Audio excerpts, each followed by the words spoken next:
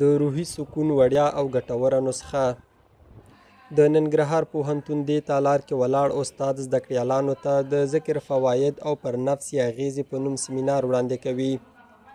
وړاندې کوونکي استاد وویل چې ډیری ځوانان او په ځانګړې توګه زده کړیالان له بېلابېلو اندېښنو او منفي سوچونو کړېږي او د هغوی پر درسي بهیر یې منفي اغیز ښندلی چې د خلاصون غوره لارې اذکار او نفلي عبادات یاد شول.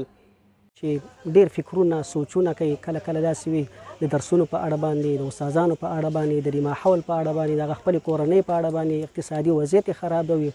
نو د دغسې خلکو دپاره رښتیا هم دا سیمینار ډېر ګټور او ډېر مفید و، ځکه چې دوی سره موږ هماغه رهنمایي ورته وکړي چې تاسې دغه اذکار کوئ انشاءالله چې ستاسې به دغه غمونه د دې سره ټول ختمیږي.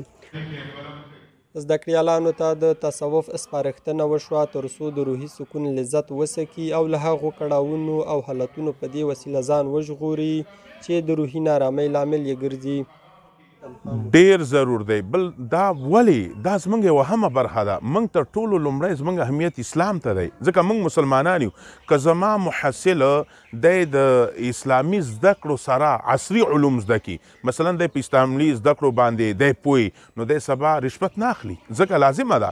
که دغه محصل ډاکټر شو نو دی سبا دویم نمبر دوی نه لیکي، ځکه دی پوی دی هلته. که دی انجینر شو دی سړک کې غلط میټیریل نه استعمالي، دی هلته د دیني اړخ نه په دغې مواردو باندې دی خبردار دی.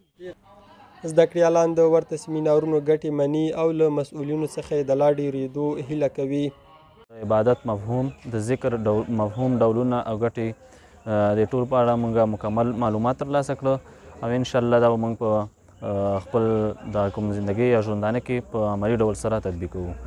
او موږ ته استاد محترم چې ډېرې ښې خبرې وکړي په دې اړه او ښې توصیې راته وکړلې. انشاءالله چې ډېر څه مو دغه سیمینار څخه زده کړي دي او انشاءالله چې نور به هم موږ هڅه کوو چې دا سیمینارونو کې ګډون وکړو. او ننګرهار پوهنتون چې د یوې وروستۍ ارزونې له مخې د هیواد د پوهنتونونو په سر کې دی، د زده کړیالانو د مسلکي روزنې ترڅنګ ډېر ځله پکې د دیني زده کړې سیالۍ او ورته سیمینارونه ترسره کیږي.